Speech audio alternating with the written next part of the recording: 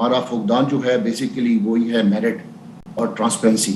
यहाँ पर जितनी भी आपकी फेडरेशंस हैं या एसोसिएशंस हैं वो पैरेलल बनी हुई हैं और उसके अंदर कोई जेन्युइन क्लब नहीं है। अच्छा। और ये एक बहुत बड़ा इशू है और उन इश्यूज की वजह से आज हम ये सेव कर रहे हैं। सर चलिए, लेकिन मुझे बताइए जो एथलीट्स जो है, जो आगे से इनके कोचेस हैं, इनकी सिलेक्शन आपको लगा कि मेरिट पे हुई? हमने देखा है जो बेचारी हमारी जो रेस में खातून जो परवीन शिरकत करी थी, शी वाज अनफेयर, तो वो आपको लगता है कि वो सिलेक्शन मेरिट पे हुई?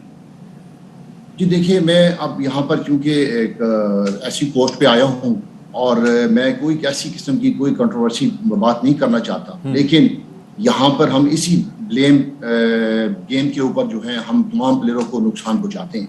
नेशनल स्पोर्ट्स जो स्पोर्ट्स अथॉरिटी है इंडिया की, ठीक है, उन्होंने जो ministry of youth affairs and sports and the sports authority of India, इन्होंने कोई 53 करोड़, यानी कि अगर वो पाकिस्तानी में आप लें तो 1.5 करोड़ 2 करोड़ के करीब, 2 करोड़ के करीब जाते हैं, इन्होंने अलोकेट किए only around 53.09 crore to just train and prepare Indian athletics for the Commonwealth Games, ठीक है, जिसमें एथलेटिक्स को 20 करोड़ प्लस दिया गया है और वेट बॉक्सिंग को 10 करोड़ प्लस दिया गया है, वेट लिफ्टिंग को 7.5 करोड़ प्लस दिया है। और आप मजे की बात ये देखें कि तीनों जो ये डिसिप्लिन है, तीनों में मेडल लाया इंडिया।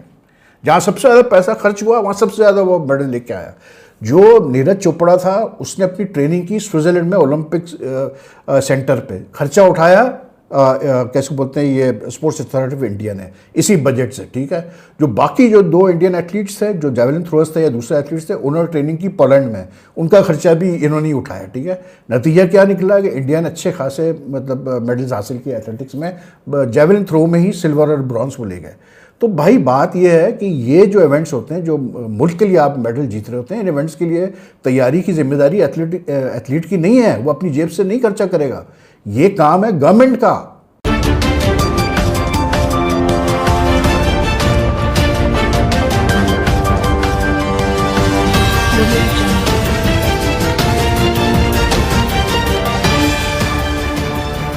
नमस्कार दोस्तों, मैं हूं नीरज और आप देख रहे हैं दुनियादारी। दोस्तों, ये बात तो हम सभी जानते हैं कि प्रेजेंट टाइम में कॉमनवेल्थ गेम 2026 चल रहे हैं और कॉमनवेल्थ गेम 2026 में भारत का शानदार प्रदर्शन लगातार जारी है। जानकारी के लिए हम आपको बताते चलें कि इस कॉमनवेल्थ गेम में भारत ने टोटल 39 मेडल अपने नाम किए हैं। भारत के एथलीट की इस तरीके की परफॉर्मेंस देखकर पाकिस्तानी मीडिया पूरी तरीके से शॉक्ड और सरप्राइज होकर रह गया है। पाकिस्तानी मीडिया ने कहा कि इंडियन एथलीट ने पूरी तरीके से सभी का दिल जीत कर रख लिया है। जानकारी के लिए हम आपको बताते चले कि इस कॉमनवेल्थ गेम में बहुत सारे ऐसे इवेंट नहीं हो रहे थे जिनमें भारत की मेडल के चांसेस काफ़ी ज़्यादा हाई रहते हैं, जैसे कि ना तो इस बार रेसलिंग था, ना टेबल टेनिस था, ना टेनिस था, ना शूटिंग था, ना आर्चरी था। इन सब चीज़ों के कारण लोगों को ऐसा लग रहा था कि जो भारत के मेडल्स हैं वो काफ़ी ज़्यादा कम होने वाले हैं, लेकिन इस बार फिर से भारतीय एथलीट ने अप्रूव कर दिया है कि इवेंट कोई भी हो, दबदबा भारत का जरूर रहेगा।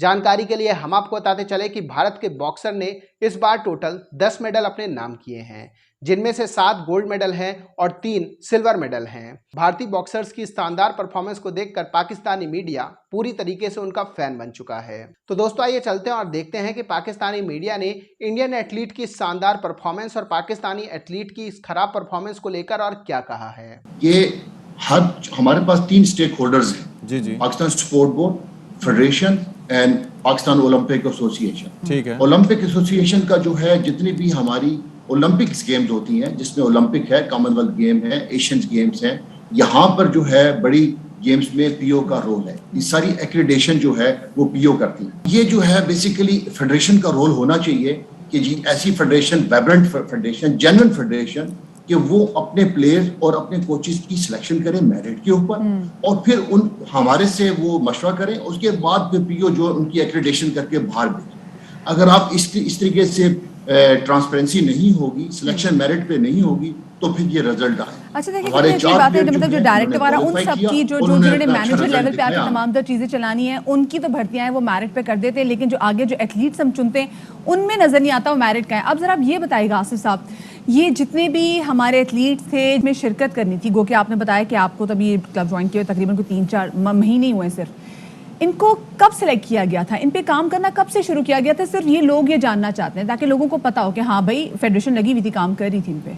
तो हमारी मिनिस्ट्री ने जो लड़के जिन लोगों को हमें फेडरेशन ने बताया, हमने उनको टारगेट किया और हमने उनकी प्रिपरेशन करवाई, जिसके अंदर अरशद भी है। इनकी सिलेक्शन कितने अरसे पहले हुई थी, या इनको 2 महीने पहले सिलेक्ट किया गया था? जैसे जो बेचारी परवीन थी, इनको 2 महीने पहले बताया गया था जी आप जा रही हैं ओलंपिक्स में। सिलेक्शन का टाइम पीरियड क्या था? जी हाँ, देखिए सिलेक्शन टाइम पीरियड ये है कि जो लोग क्वालिफाई कर जाते हैं वो तो हमारी टारगेट में रडार में आ जाते हैं, हम उनको उसके मुताबिक जो है उनकी प्रिपरेशन ओलंपिक की शुरू हो जाती है। लेकिन जो लोग हमारे रडार में नहीं है, जिनकी सिलेक्शन जो है वो प्रोबेबल पे है, वो उसका सिलेक्ट नहीं हुए, से ट्रेनिंग तो होती है ज्यादातर जो है वो वाइल्ड कार्ड के ऊपर गए हैं, जिनकी सिलेक्शन पीओ ने की है और उनको नहीं। तो भाई इंडिया के जो बॉक्सर्स हैं और वेट लिफ्टर्स हैं उन्होंने तो कमाल कर दिया कॉमनवेल्थ गेम्स में, क्योंकि between them they have won a total of 18 medal so far, जिसमें बॉक्सिंग में 10 मेडल्स आए हैं, 7 गोल्ड 3 सिल्वर और 8 मेडल्स आए हैं जी कैसे बोलते हैं वेट लिफ्टिंग में, जिसमें जो मीरा भाई है चन्नू, उन्होंने तीसरी दफ़ा कंसेक्यूटिवली कॉमनवेल्थ गेम्स गोल्ड जीता है अपने वेट लिफ्टिंग वेट कैटेगरी में। तो इंडिया है सो फार गॉट 39 मेडल्स और अभी एक दिन बाकी है आई थिंक कॉमनवेल्थ गेम्स में, तो वो टैली इंक्रीज होती है नहीं होती वो हमें देखना पड़ेगा। लेकिन as far as Pakistan is concern, Pakistan is going to return with only just 1 bronze medal which was won by Fatima Zahra. तो दोस्तों जैसे कि वीडियो में आपने देखा कि एक बार फिर से पाकिस्तानी मीडिया का रोना शुरू हो चुका है। पाकिस्तानी मीडिया ने कहा कि जब तक आप हमारे एथलीट को फैसिलिटी प्रोवाइड नहीं करेंगे तब तक वो कुछ भी नहीं कर सकते हैं।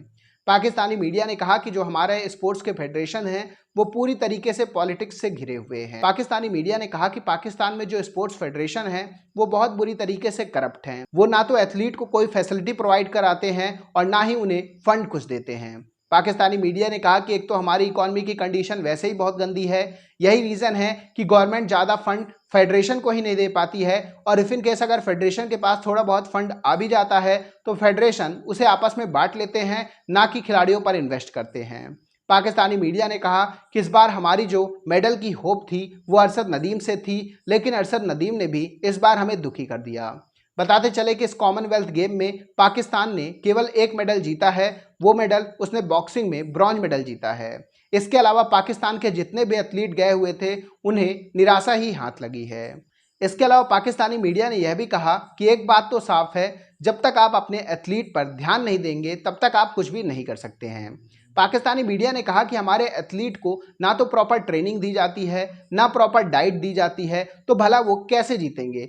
और अगर हम सोच रहे हैं कि वो मेडल लाकर हमें दे देंगे ऐसी कंडीशन में, तो हम खुद बेवकूफ़ हैं, ना कि वो बेवकूफ़ हैं। पाकिस्तानी मीडिया का यह भी कहना है कि हमें इंडियन गवर्नमेंट से सीखना चाहिए कि कैसे वो अपने एथलीट पर ज़्यादा से ज़्यादा पैसे खर्च कर रही है, ज़्यादा से ज़्यादा उन्हें फैसिलिटी प्रोवाइड करा रही है, ताकि वो और भी ज़्यादा से ज़्यादा मेडल ले सके। यही रीज़न है कि कॉमनवेल्थ गेम हो, एशियन गेम्स हो या फिर ओलंपिक गेम्स हो, इंडिया का उसमें जो प्रदर्शन है वो लगातार बढ़ता हुआ दिखाई दे रहा है। तो दोस्तों अभी के इस वीडियो में बस इतना ही। तमाम अपडेट्स के लिए आप बने रहिए दुनियादारी के साथ। सुनो, चैनल को सब्सक्राइब करो, उसके बाद घंटी बजा देना ताकि अगली वीडियो आपसे मिस ना हो पाए। Thank you.